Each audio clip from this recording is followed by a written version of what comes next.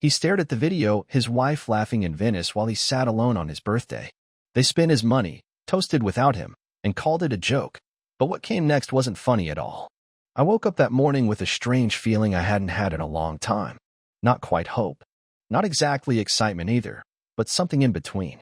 Birthdays usually don't mean much to me. I've spent too many of them buried in spreadsheets or faking smiles over half-burnt cake. But this one, it felt different. Serena had been dropping hints for weeks. My wife, the same woman who once blanked on our anniversary, had suddenly turned all sweet and sentimental.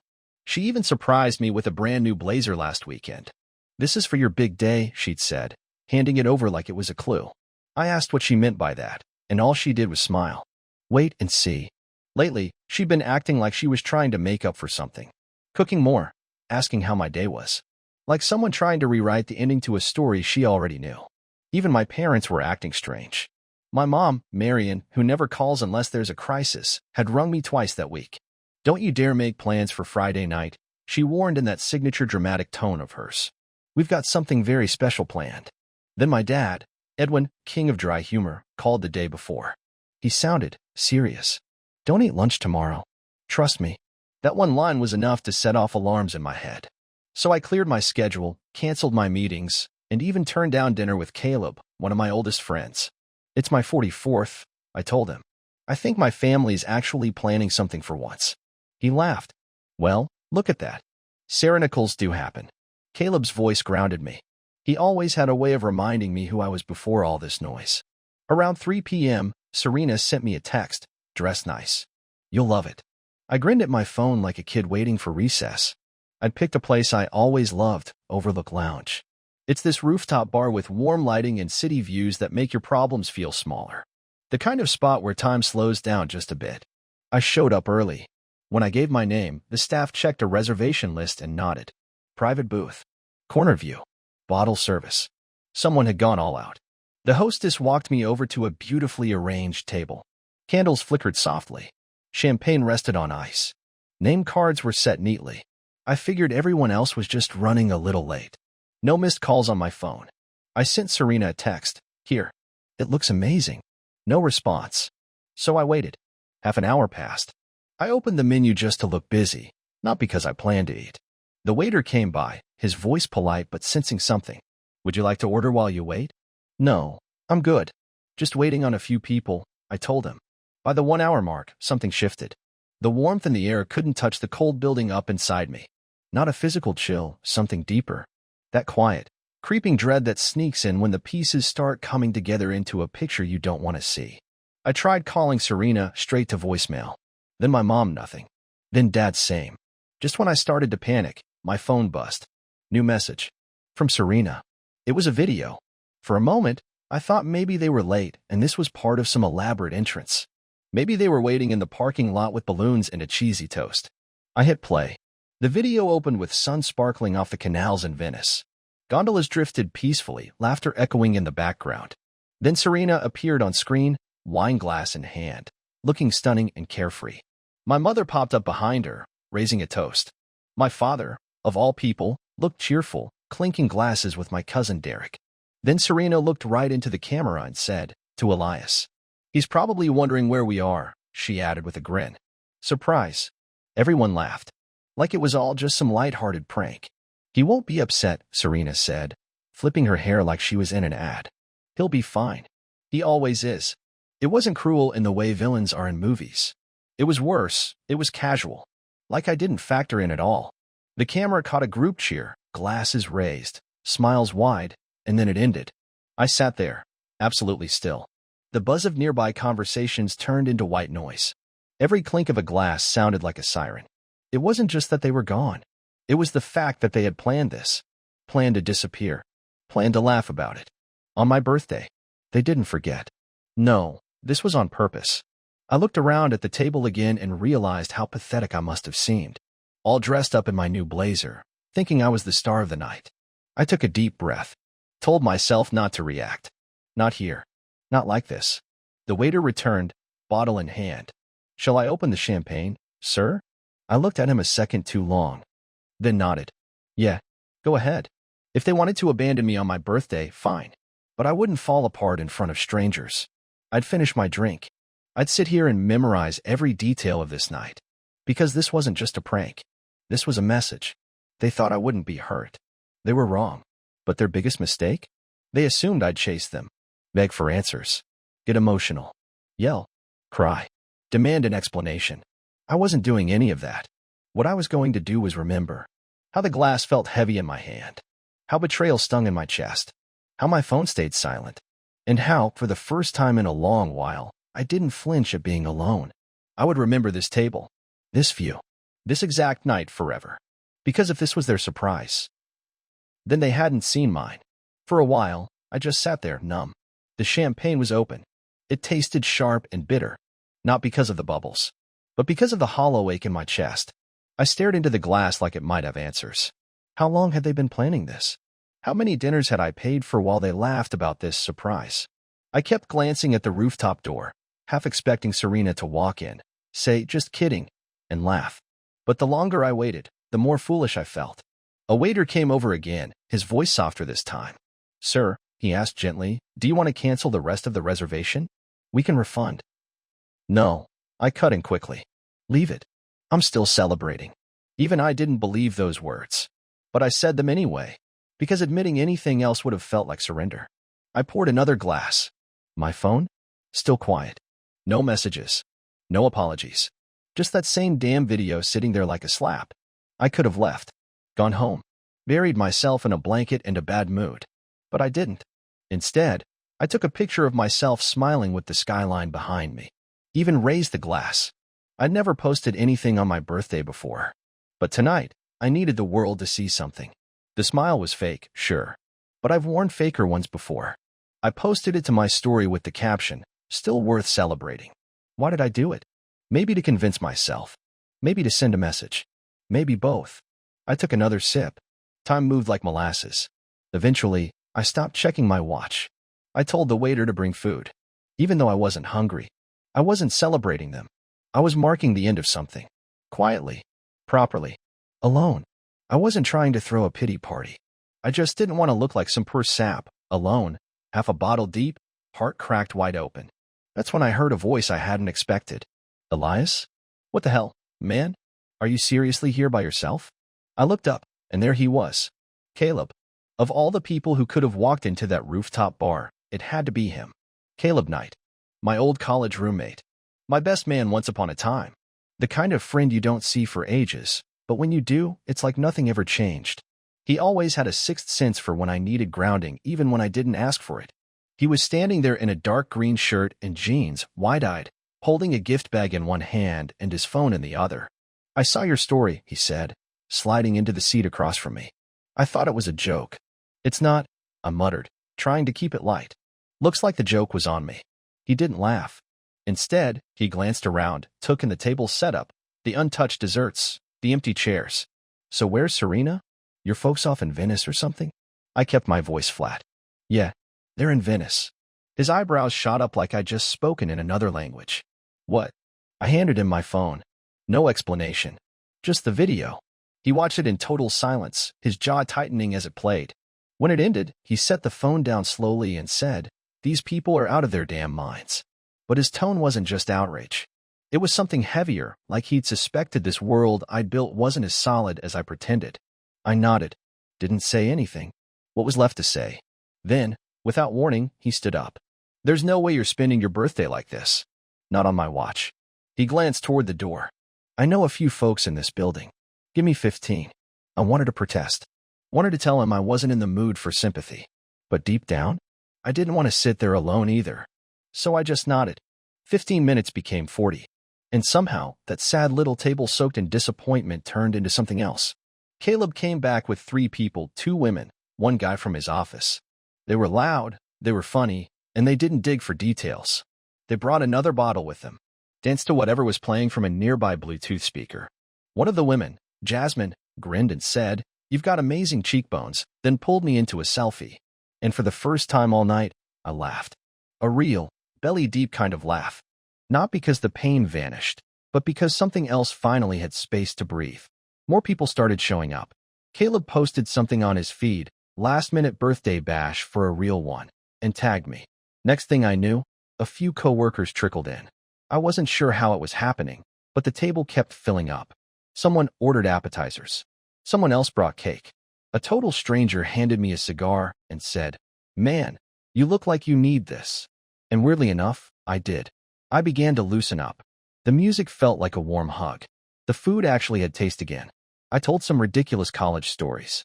Somebody stood up and raised a toast to the birthday legend who got ditched and turned it into a vibe. Glasses clinked all around. I clinked mine with people I couldn't even name. And somewhere between that third drink and a shared dessert plate, something shifted inside me. The pain didn't disappear, but it stopped choking me. It became something I could carry, something I could breathe through. I didn't check my phone for hours. And when I finally did, I had to scroll through the wall of missed calls. First 1, then 2, 5, 10, 15 from Serena. Then my mom started calling. Then Derek. Even Edwin chimed in around midnight. 74 missed calls. I hit airplane mode and slid the phone back into my jacket. The irony hit me like a punch. The one night I wasn't glued to my phone was the one night it wouldn't stop ringing. But I didn't answer. Not that night. Maybe not ever. I left the bar around 2 in the morning. Caleb walked me out, threw an arm over my shoulder. "Next year," he said, "we do this again, on purpose." I gave him a nod. "I'll hold you to that." Then he added, "They don't deserve your silence, man. But they sure as hell don't deserve your voice either." That one stuck with me. He wasn't trying to cheer me up anymore. He was giving me permission to stop explaining myself to people who never listened.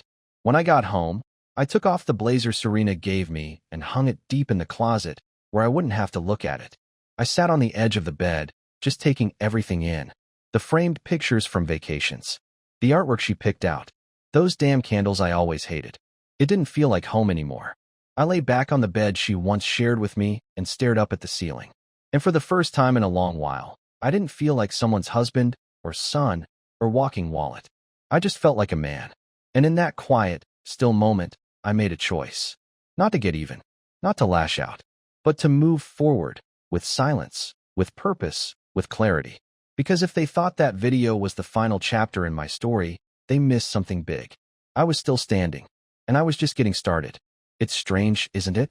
How all the signs were right there, bright as day, but you don't really see them until you stop lying to yourself.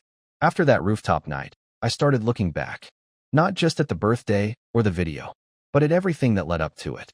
And once I started piecing it together, the full picture came into focus. I'd been living in a house full of whispers, but I convinced myself it was just the wind. It really began months ago, the quiet that fell when I walked into the room. The sudden laptop lid snapping shut, the phone screens dimming, the awkward chuckles when I asked, "What's so funny?" Serena always had a line ready. "Oh, just a meme," she'd say. Or, "Some stupid group chat." And I believed her. Or maybe I just didn't want the fight. She'd been distant, sure, but lately she'd also been nice. That weird, overcompensating kind of nice. The kind that makes you second-guess your instincts. That's what love does to you. You keep pretending the curtain's just decoration because you're afraid of what's behind it. But now I see everything. Those Sunday dinners, they started to feel off. Not in an obvious way, but something in the air had changed. My mom would give me this weird smile, like she was watching the punchline to a joke I didn't get. That smug, "You'll see," look that stayed plastered on her face even when I tried steering the conversation elsewhere. She'd drop little cryptic lines. "You'll thank us soon." Or, "This year's gonna surprise you."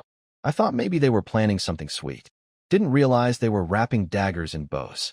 Even Derek, my cousin who never gave a damn about anything, started acting like he knew something I didn't. One day, as he came by to grab a charger Serena had borrowed, he said, "Get ready to have your mind blown." I chuckled, thinking he meant a surprise trip or something harmless. He gave me a wink on his way out. But it wasn't friendly. It was the kind of wink you give when you've seen the trapdoor being built, and you can't wait to watch it open. Derek always wanted to be on the winning team, even if he had to switch sides to do it. Then there was Logan, Serena's brother. He started skipping work a lot. I asked him if everything was okay, and he just brushed it off with that lazy charm of his. "Just enjoying life a little," he said. "You should try it too." Later, I found out what he'd really been doing. He wasn't just playing hooky. He was helping Serena finalize travel bookings. All paid for, of course. With my money. I should have seen it coming. Serena had stopped checking in about our finances months ago. Not because she trusted me to handle it, but because she already knew everything. She had the logins. She had the credit cards. She had full access and zero accountability. Looking back, it wasn't trust. It was detachment dressed up like convenience. Now that I think about it, even our bedroom had changed. She used to curl up next to me at night, humming these soft little tunes as she drifted off. At some point over the last year, that just stopped, and I didn't even notice. Until one night I looked over and realized we hadn't touched in weeks, maybe longer. The warmth was gone. She started sleeping turned away from me, clinging to her phone like it held her secrets. It became this silent little vault she carried around, pressed tight to her chest like a diary she didn't want me to read. I remember reaching out once, just a light touch on her back. She flinched forward, pulling away. "Long day," she said. That was all. That moment stayed with me, not for what it was, but for what it replaced. 1,000 quiet rejections strung together as marriage. There's this thing that happens when love dies slowly. It's not fireworks. It's not loud. It's erosion. Little by little, piece by piece. You don't feel it happening. You don't hear it breaking. But then one day, you look around and realize something's missing. A presence. A heartbeat. A soul. After the disaster on my birthday, I started walking through my house like I didn't live there. Serena still hadn't come home, but her presence clung to the air like perfume. Her scent was still on the couch pillow. Her hairbrush sat half-used by the sink. Her robe hung behind the door like she was coming back any minute. It was like the house refused to admit the truth before I did. I'd walk into a room and expect to hear her voice. But there was nothing. Just my own footsteps echoing back at me. Then came the emails. I opened the shared desktop app in the living room, out of habit, mostly. She must have gotten careless. Didn't bother closing tabs. Didn't wipe the history. Didn't log out. That's where I saw it. The travel itinerary. Plane tickets bought 3 weeks before my birthday. Hotel bookings in Florence. Group emails with subject lines like Operation Surprise. Photos of passport scans. Not mine, of course. Theirs. Serena's. My parents'. Logan's. Every last one of them. They all knew. They planned it together. Agreed on it. And not one of them thought I deserved more than a damn video. I remember just sitting there, staring at the monitor. My heart pounding like it was trying to break through my ribs. My hand hovered over the mouse. My thumb kept flicking the edge of the desk. That old nervous habit that shows up whenever I'm trying not to explode. I didn't cry. Not because I wasn't hurt, but because I had nothing left to give. No tears. Just this dry, dull ache that sat in my chest like a rock. Then I saw a message thread from Serena to my mother. "Serena, do you think he'll get mad? Marion? Marion, he doesn't get mad. He just goes quiet. Then he moves on. Trust me." That one broke something inside me. Snapped it clean. It wasn't just the words. It was the tone, dismissive, clinical. Like they were diagnosing me, not betraying me. That was the moment I saw the truth. To them, I wasn't a husband. I wasn't a son. I was just a body. A resource. A bank account with a heartbeat. The guy in the background. Quiet. Safe. Predictable. Easy to ignore. Easier to use. They thought I was weak because I didn't yell. Because I didn't flip tables or throw tantrums. Because I stayed calm. Paid bills. Didn't snoop. But they confused restraint with weakness. Grace with submission. What they never understood is that real silence. The kind that comes from a man who watches everything and waits. That kind of silence can cut deeper than anything you say out loud. Because silence isn't surrender. Sometimes it's strategy. That night, I didn't sleep in the bedroom. Not because she kicked me out, but because I couldn't breathe in there anymore. The air was thick with memories that no longer belonged to me. Laughter I wasn't part of. Secrets whispered under the covers. Lies sewn into the pillows. I lay on the couch, staring up at the ceiling, following the fan blades as they spun shadows in slow circles. The house felt like it was holding its breath. And so was I. I thought about packing a bag, about walking out, about disappearing the way they had. But then I had another thought. No. Let them come back and find me still here. Let them walk into this house expecting to see the ghost of the man they discarded. And instead meet someone they never saw coming. Not bitter. Not broken. Just done. The morning after I found those emails, I sat at the kitchen table with my bank app open, scrolling through statements like I was piecing together a crime scene. And maybe I was. Because everything I saw didn't just confirm my suspicions. It lit them on fire. I hadn't just been lied to. I'd been funding the betrayal. Quietly. Willingly. Stupidly. There was a $1,175 charge to a planning firm Serena swore was for my birthday. I remember her saying, just something small. Elegant. A way to show how loved you are. What she left out was that the company specialized in luxury international retreats. And according to their site, they'd planned trips to Florence and Venice. Just like hers. I stared at that charge and laughed. Not because it was funny, but because bitterness has its own sound, and mine echoed off the kitchen walls. Then came the flight receipts. 2 separate bookings for Rome and Florence. Both under the family travel account. My account. The one I'd set up when I took over managing things after Dad retired early. I thought I was helping. Handling the finances. Keeping things clean. Every time I paid their bills. Every time I covered one of Derek's college debts. They thanked me with sweet little phrases like, Elias, we don't know what we'd do without you. Turns out, they knew exactly what they'd do. Go on vacation without me. Now I knew. They'd do just fine. They just wouldn't be able to use me without my help. For $1,765. That's what it cost me in just the last 10 days. Flights. Hotels. A wine tasting in Tuscany. It was all right there. Plain as day. Not hidden. Not disguised. Just sitting in the open like a slap across the face. Serena never asked. My mom never said a thing. Derek? Of course not. No thank you. Not even a text. Why would he? To them, I was just the ATM. The reliable, quiet guy whose money patched over everyone's messes.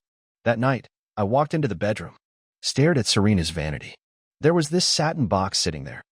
Inside it, the gold necklace I bought her for our anniversary. She'd gone crazy over it at the store. Had to have it. Then never wore it once. Probably didn't match the version of herself she played in Florence. I picked it up, turned it over in my hand. And for a second, I imagined handing it back to her and saying, Here, this is the last thing you'll ever get from me. But I didn't. Not yet. Instead, I opened the drawer where she kept our joint financial records. Pulled out the little blue folder. Flipped through receipts, account statements, scribbled notes. One caught my eye, dated 3 months ago. A spa package for 2. Serena had told me she went with a friend named Elena. Now I knew better. There was no Elena. There never had been. Just like there was no surprise party. No innocent planning firm. It wasn't just the money. It was the way they all assumed I'd never notice. Like silence meant blindness. Like kindness meant stupidity. Like I was too oblivious. Too distracted. Too forgiving for my own good. Serena used to tease that I had the soul of an accountant. Neat. Practical. Emotionally distant. What she didn't realize is that accountants don't forget. They remember everything. Every cent. Every receipt. Every betrayal dressed up as a favor. And unlike dreamers, accountants reconcile the numbers. Eventually, I sat there in the kitchen. The refrigerator buzzed softly in the background. White noise for the wreckage in my head. I thought about everything I'd paid for over the years. Serena's car. The down payment on Derek's apartment. That luxury cruise my parents took last summer and couldn't stop bragging about. I'd always justified it. That's what family is, right? Support. Love. Sacrifice. And if you ever asked why, I'd just say because they'd do the same for me. But they wouldn't. They didn't. But that's the trick, isn't it? The ones who hurt you the deepest are always the ones holding out their hands, saying, I need you. I pulled up the credit card logs again. There it was. Another purchase, 5 days before they left. Serena had made a deposit at some boutique shop in Florence. She hadn't even stepped foot in Italy yet and already bought a dress to pick up when she got there. I leaned back in my chair, slowly exhaling. This wasn't thoughtless. It was deliberate. She knew I wouldn't question it. She was certain I wouldn't stop her. That certainty? That's what stung the most. That quiet confidence that I'd stay in my lane while she built a whole life outside of me. I opened a new tab, searched for the boutique. Up came a photo, nestled in a narrow cobblestone alley, glowing like a fairy tale. In the window, a mannequin wearing a silk dress. Soft blue, gold embroidery. Serena had told me about that exact dress months ago. We were watching an old Italian movie, and she whispered, if we ever go to Florence, that's what I'd wear. I remember saying, let's go someday. But she didn't wait. She went without me. Lived the dream we talked about. Without me. And worse, she used my hands to pay for it. That night, I sat in the bathroom staring at my reflection. I didn't cry. Didn't scream. Didn't throw anything. I just stared. My eyes looked tired. My face drawn, jaw heavy, mouth turned down even at rest. But behind all that exhaustion, I saw something new. A fire. A quiet strength. A line drawn in the sand. I realized something no one had ever taught me. Sometimes love doesn't blind you with light. It blinds you with stillness. It teaches you to endure instead of question, to give instead of protect. But I was done enduring, done giving while being invisible. They erased me from their celebration. So now, I would erase them from my generosity. Not out of spite, but to stop bleeding into people who never offered a bandage. The next morning, I called the travel agency listed on that planner's invoice. Gave my name. Asked a simple question. Was this charged to my account? The woman on the other end paused. Yes, she said. Booked under Elias Mercer. Is there an issue? No issue, I said calmly. Just confirming. Thanks. Then I opened my laptop. Logged into everything. Bank accounts. Credit cards. Savings. Travel profiles. One by one, I changed passwords. Locked cards. Removed every authorized user. Quietly. Surgically. Like peeling leeches off your skin, making sure none of the teeth stayed buried. I opened a spreadsheet. Made a list. Every expense. Every name. Every betrayal. And at the very bottom, I typed 3 simple words. No. More. They never bothered to thank me because they never thought they'd need to. But now? Now they were about to remember why they should have. After I locked down every account, changed every password, I didn't tell anyone. Not Serena. Not my parents. Not Derek. Silence became my shield. And oddly, for the first time in a long while, I felt like I was in control. Not because I'd struck back, but because I'd finally stopped handing out permission slips to people who only ever took. People think the quiet ones are weak. They confuse stillness with surrender. But what they forget is silence listens. And I'd been listening for a very, very long time. That morning, I made myself a cup of strong black coffee, stood by the window, and watched sunlight shift across the buildings. The house was still. Serena hadn't come home yet. But I knew they were back in the country. My inbox had exploded. Missed calls. Voicemails.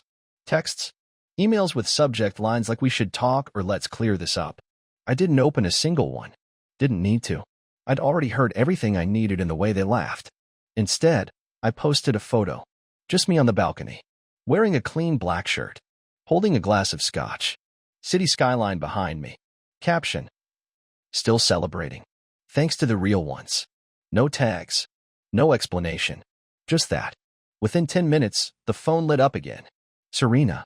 My mother. Derek. Even Edwin, who hadn't called me of his own free will in years. Suddenly, I was popular. Suddenly, they all wanted to talk. Not because they were sorry, but because I wasn't reacting how they expected. They were bracing for a meltdown, a tantrum, some desperate plea to be let back in. But instead, I gave them silence.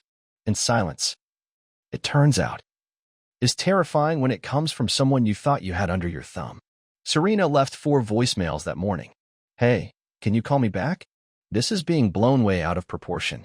It was supposed to be funny, a surprise. I didn't think you'd take it so personally. Then later. Elias, please. Everyone's upset now. My mom says you're being dramatic. Just call me. And finally, you're scaring people. Derek says you haven't responded to anyone. This isn't like you. What are you doing? I stared at the phone for a long time after that last one. What am I doing? I'm thinking. I'm watching. I'm giving them the quiet they thought they wanted, until they realized it meant they were no longer in control. And that control was all they ever really cared about. Then my mother, Marion, sent a text. We were only trying to shake things up. You've been so disconnected lately. We thought a bold gesture would wake you up. I read that message 5 times. Wake me up? You thought humiliating me, erasing me from my own birthday, would wake me up? I left her message unread. Derek sent a voice note. I never listened to it. I knew his voice by heart, and I knew it never carried guilt. Only excuses. This is the same man who once cried to me over a broken lace. I bailed him out. Co-signed a loan when nobody else would touch it. Now he wanted to explain? He could keep his voice to himself. The wildest part? How fast the roles flipped. I used to chase them, beg for approval, be the reliable one, the steady son, the patient husband. Now, with 1 quiet photo and 0 replies, I had them all shaken. I walked through the house that day and saw everything differently. The dining table where we shared dinners now looked too polished, too perfect, too fake. The couch we once cuddled on during movie nights? Cold. Sterile. The framed photos in the hallway. All those smiling faces from vacations and celebrations. Felt like fiction now. Like marketing for a family that never actually existed. It's crazy how love can rot. How quickly it spoils. Once you finally see the mold beneath the paint, they thought I was too checked out to notice. Too soft. Too forgiving. Too busy keeping the peace to recognize the storm. Serena used to laugh and say I had an accountant's heart, orderly, dull, disconnected. But she never understood the most dangerous thing about an accountant. We don't forget. We remember the patterns. We remember the lies. We remember exactly when the balance started to shift. I sat in the kitchen that night, just listening to the low hum of the fridge. Everything else was quiet, too quiet. And all I could think about were the things I'd blindly paid for. The car Serena drove. The apartment Derek moved into. That 5-star cruise my parents raved about last summer. At the time, I called it love. Support. Sacrifice. But really, it was something else. A slow siphoning. A transaction they disguised as tradition. And that's how it works, right? The people who hurt you deepest always wear the mask of need. I refreshed the credit logs again. There it was, another punch to the gut. A payment Serena made at a boutique in Florence. 5 days before she even got on a plane. She had already put money down for a dress she planned to collect in person. She knew exactly what she was doing. I leaned back in my chair and exhaled slowly, like letting the truth drain out of me. This wasn't recklessness. It was entitlement. She counted on me not asking questions. She trusted I'd keep my mouth shut. That confidence? That betrayal disguised as routine? That's what cut the deepest. Because it wasn't just what she did, it was how sure she was I'd never stop her. I looked up the boutique online. There it was, tucked into a picturesque alley, all soft lights and cinematic charm. In the display, a delicate blue silk dress, threaded with gold. She told me about that dress once, months back.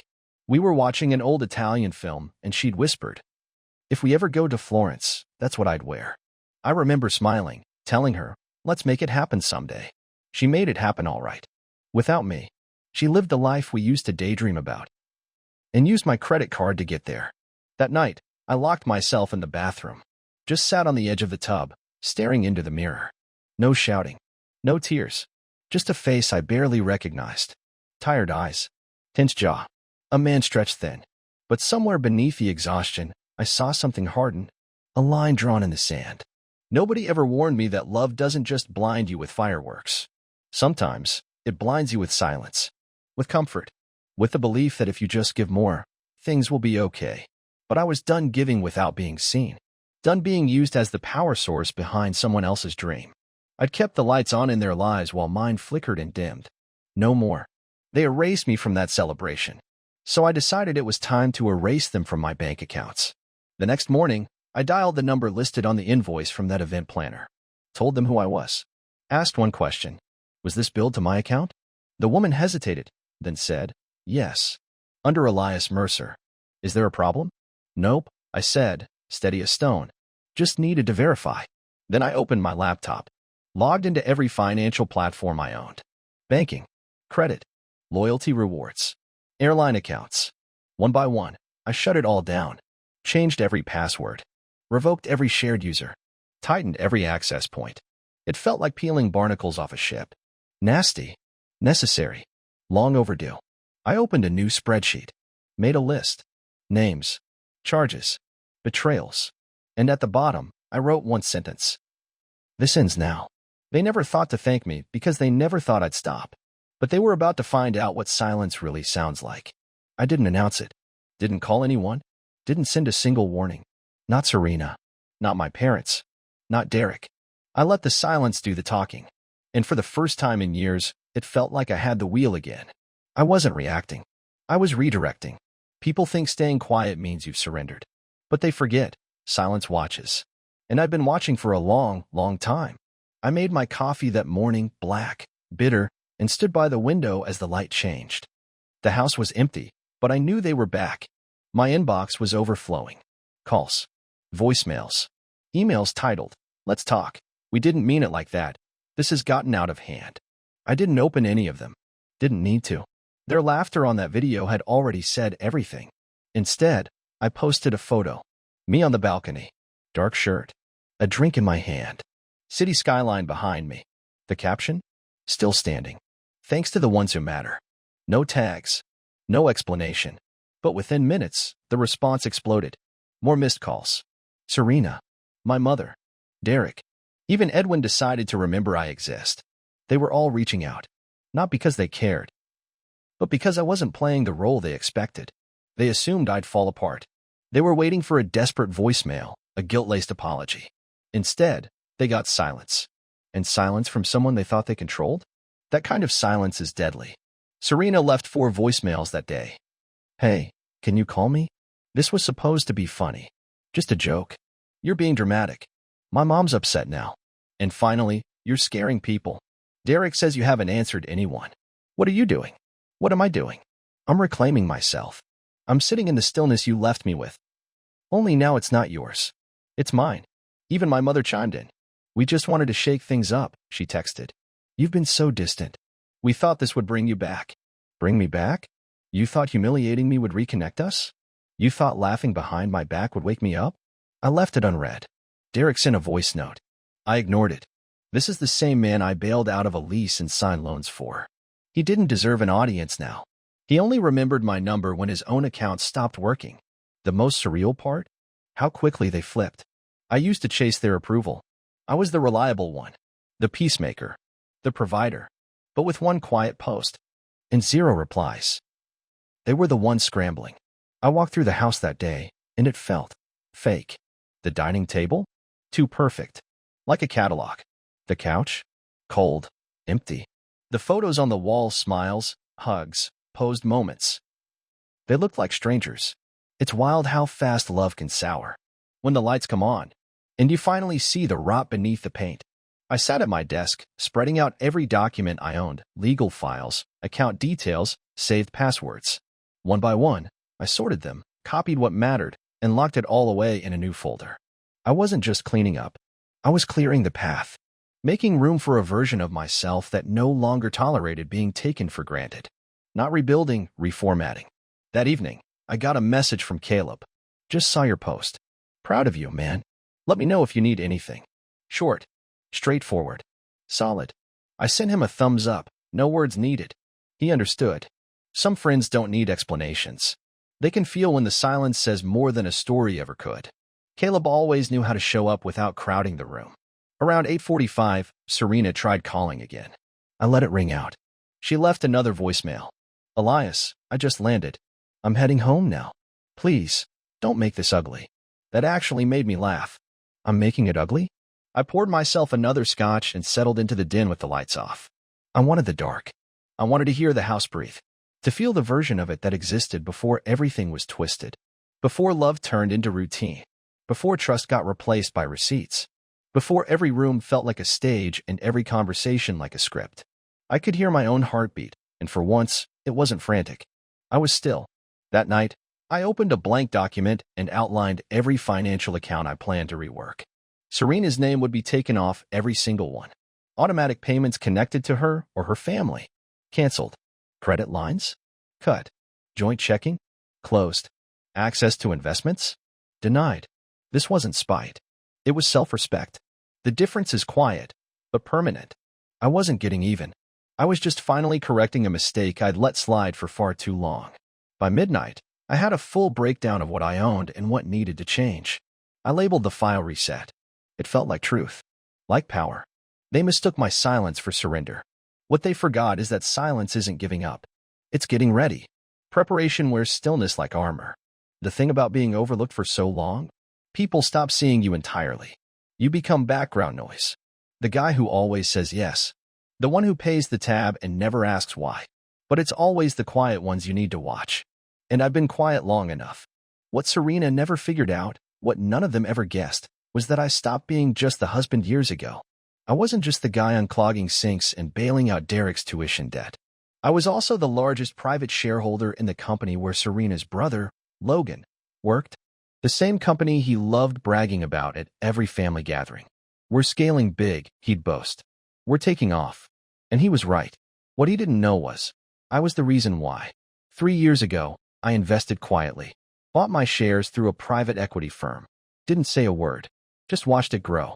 Then when a co-founder stepped down last year, I acquired more shares, enough to get voted in as executive director. All under the radar. Logan never pieced it together. He thought I was just some quiet investor his higher-ups liked. He had no idea I was the one greenlighting his bonuses, approving his vacation requests. So imagine my face when I got an HR alert. Logan Voss, unauthorized leave. 7 consecutive days. I clicked the report. He had told HR he was taking time off for medical reasons. But his public posts told another story. Cocktails in hand. Shirtless on yachts. Hashtags like hashtag family trip and hashtag living my best life. He didn't even try to be discreet. Probably figured no one important was paying attention. I could have flagged the report immediately, sent it straight to HR for disciplinary action. But I didn't. Not yet. I printed it. Filed it away in a folder. The same one holding Serena's latest purchases, frozen accounts, and the receipts I'd gathered since my birthday ambush. I wasn't ready to strike. I wanted them to relax a little longer. To feel safe. The most effective moves are the ones no one sees until the floor shifts beneath them. The next day, I walked into my office. Glass walls, corner view, polished floors. The kind of office no one ever imagined belonged to me. I nodded at colleagues, shook hands. I didn't mention Logan's name. Let him think nothing was brewing. Let everyone keep sipping lattes and pretending the walls weren't starting to shift around them. Because I wasn't just pulling back money. I was reclaiming my space. They had no idea what I'd built while they laughed behind my back. Influence. Equity. Relationships with people who didn't need to show off. Serena liked attention. Designer bags. Perfectly filtered stories. I built something quieter.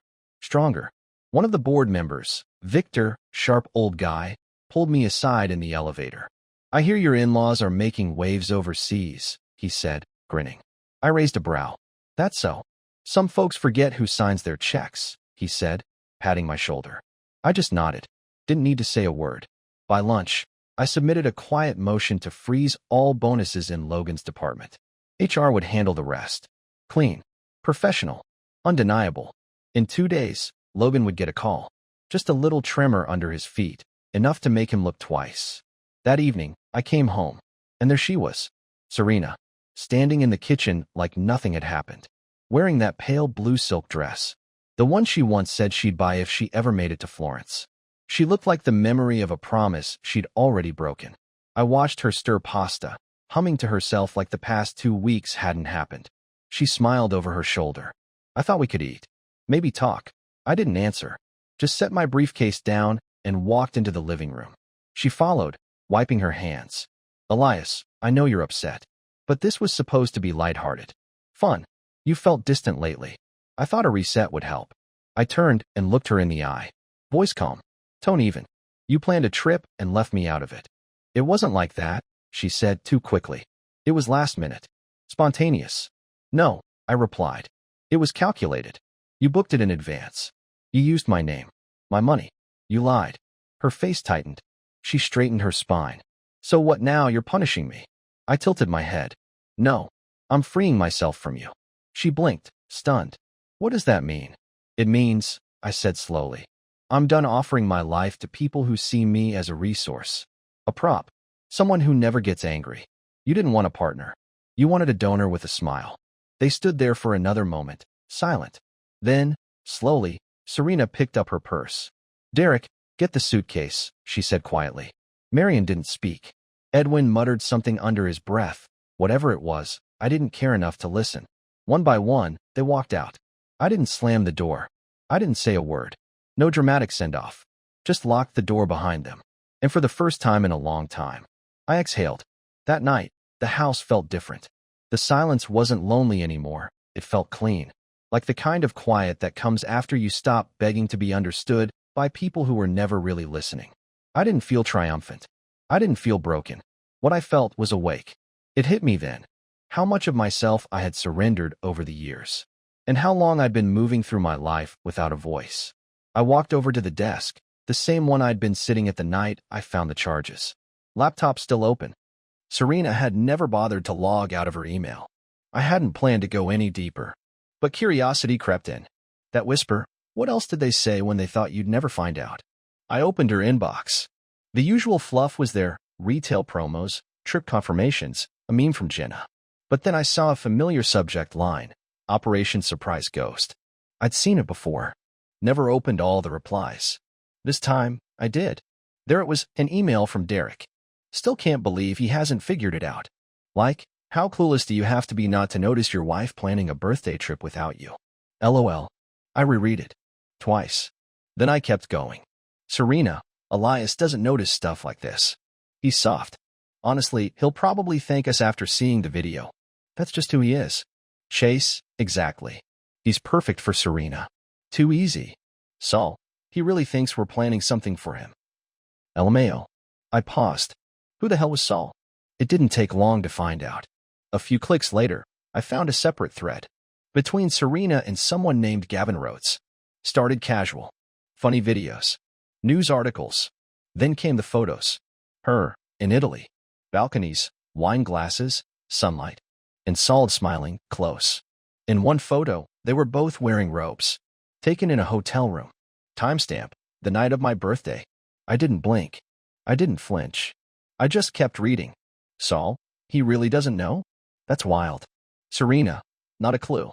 Elias is the type to notice a fire only after the house is gone. Lucky for us. Saul, unlucky for him. I leaned back. Completely still. This wasn't just betrayal. This was mockery. They weren't just hiding it. They were enjoying it. They thought I was too dull to notice. Too quiet to care. They left the clues sitting out in the open because they never believed I'd go looking. I opened a new message. Typed a note to my lawyer, Neil. She'd worked with me for years, handled company contracts, high-level disputes. Smart. Discreet. Ruthless when needed. I didn't explain everything. Just one line. Please draft a complete severance plan. Personal and financial. Need consultation before Friday. Then I shut the laptop. No need to dig further. I'd seen more than enough. Funny thing was, I didn't feel angry. I expected rage. I thought I'd want to break something. But what I felt was clarity. Relief.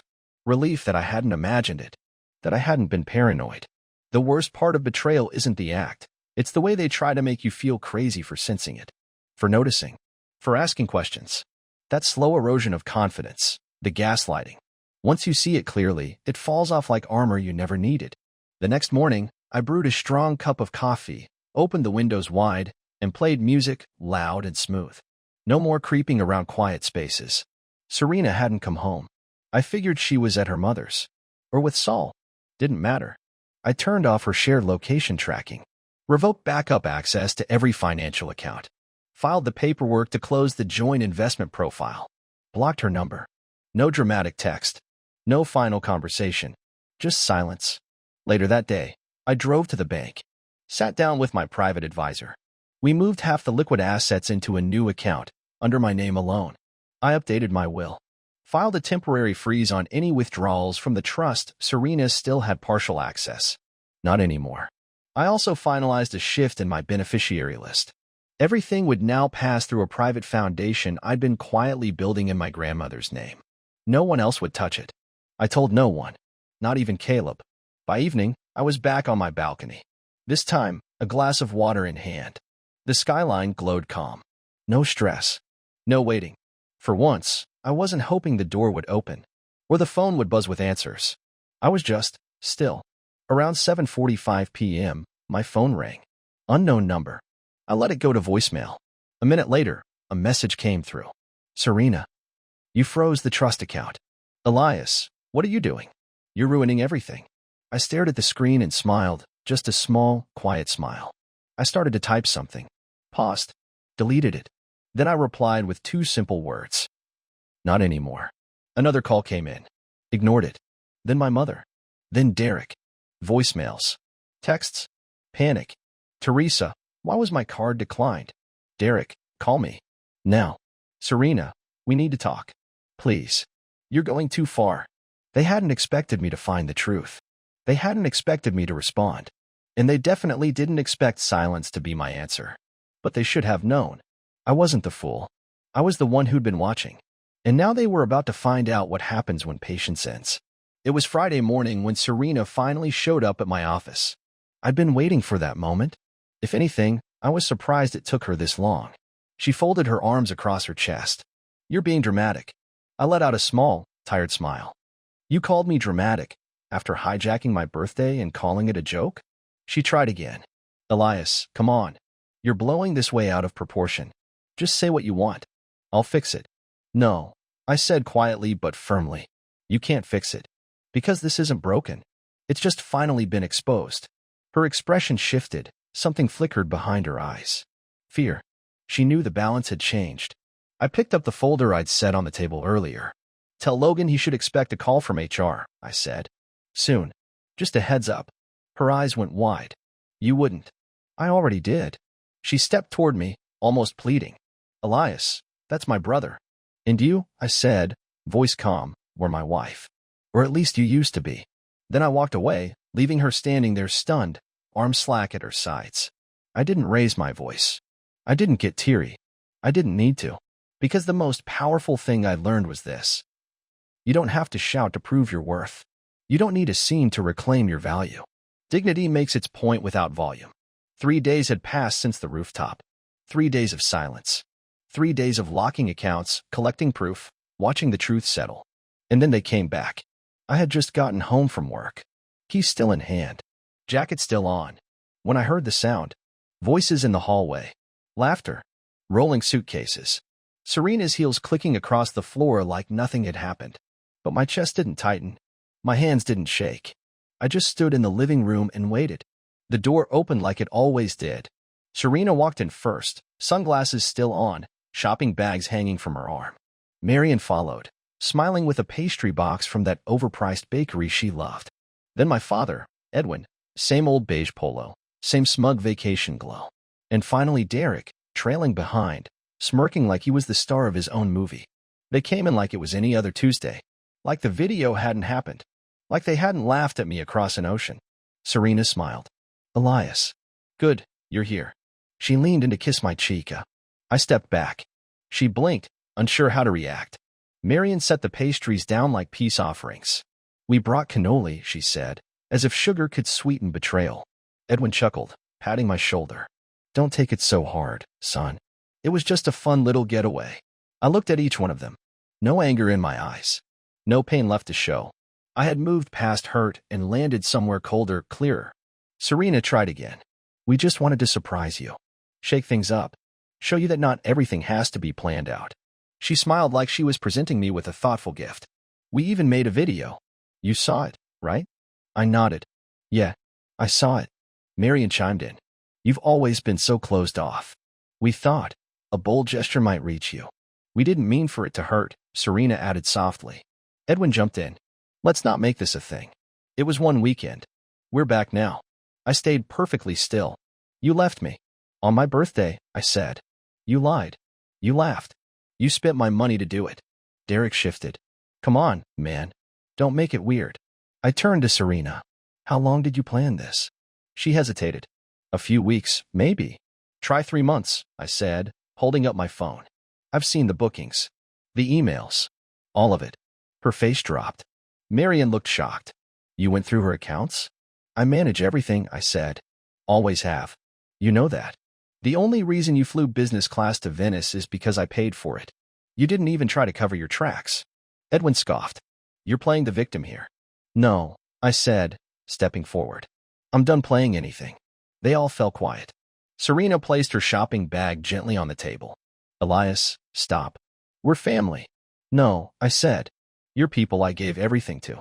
And you mistook that for permission. You called it love. It was a transaction I never signed up for. Marian sat down, hands folded. You're being emotional. I shook my head. I'm being precise. I grabbed the folder from the counter. Inside, account removals, credit cancellations, legal letters. I slid it across the table. Serena picked it up.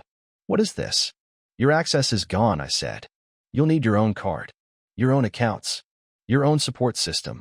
She opened her mouth to argue, but no words came. Derek snatched a paper. What's this about Logan? He lied to HR, I said. Claimed medical leave. Posted boat selfies instead. Since I'm now executive director, he's suspended. Pending formal review. Marian gasped. You didn't. I did. Edwin stood. You're turning on your own blood? I looked him in the eye. You've been treating me like a stranger for years. I'm just making it official. Serena's voice cracked. What are you doing, Elias? I'm holding you accountable, I said. You all erased me from the one day that should have mattered. You laughed at me and called it love. You assumed I'd sit in the background and keep paying for the show. She opened her mouth, but I kept going. I'm not here for apologies. I don't want your reasons or your spin. This isn't about revenge. This is about truth. And I'm done pretending everything's fine. The silence was thick. No one touched the cannoli. No one knew what to say to the man they assumed would never speak up. Serena stared at the folder, then looked at me. You can't just cut me off. I can, I said. And I have. She stepped closer, voice quieter. Elias, we've been together 10 years. I remember, I said. I've counted every day, every dollar, every lie. Marian rose to her feet. So that's it? You're walking away from your family? No, I said, voice low. You all walked away from me. And now, I'm just not pretending anymore. I stepped aside and pointed to the door. Take your bags. Take the bakery box. Go home. Serena's eyes filled with tears. This is our home. It was, I said softly. Now it's just the place where I finally woke up. The neighbors keep to themselves here. It's quiet, quiet enough to actually hear yourself think. And for once, that's something I want. Caleb helped me with the move. Showed up with a toolbox in one hand and a bottle of bourbon in the other. As we stepped into the open space, he looked around and said, This is who you've always been. You just needed the noise to shut up long enough to hear it. He was right. I began something new. Nothing massive, just something that mattered. A foundation in my grandmother's name. She was the only one who ever truly saw me, raised me part-time, while my parents were busy performing for the world. She used to say, Elias, some folks love what you bring to the table. Others only love what they can scrape off your plate. Learn the difference. Back then, I didn't get it. Now I do. The foundation offers business grants to men rebuilding their lives. Divorced, displaced, disregarded. Not because I'm angry, but because I know exactly how it feels to be invisible. To only matter when your silence makes people uncomfortable. So far, we've helped 12 men. One of them, a teacher named Marcus, broke down when I handed him the check. You don't even know me, he said through tears. I smiled and told him. I know enough. I know what it feels like to lose everything. And realize no one really saw you to begin with. These days, I don't need anyone's permission to matter. My time belongs to me. My energy is mine. My money. My kindness. My peace. Not negotiable. Not available for guilt trips or manipulation. I eat dinner with people who actually listen. I walk into rooms where I don't need to shrink. I look in the mirror and don't see disappointment staring back. I live in full sentences now. Sometimes, the past still tries to reach me. Marian sends emails with subject lines like, Are you still upset? We didn't mean to hurt you. I don't open them. Derek texted last week. Heard you're doing well. Proud of you, man. I let it sit unread. Proud of me? After calling me a fool behind my back? Please. And Serena. She tried it all. Emails. Voicemails. Even sent a handwritten letter I never opened. One day, she even showed up at the foundation, thinking she could get a minute of my time. She didn't. My assistant greeted her at the door and said, Mr. Mercer isn't available today. Which wasn't a lie. I wasn't available. Not for her. Not anymore. What people don't get is that healing doesn't always come with fireworks. It's not some dramatic exit or slamming doors. Sometimes, it's a quiet walk in a new direction. And never looking back. That's what I did. And that's why I won. A few weeks ago, I celebrated my 45th birthday. Caleb threw a rooftop barbecue at our new office building. Nothing flashy. No toasts. Just real laughs. The kind that don't carry guilt afterward. People came who wanted nothing from me. They brought food.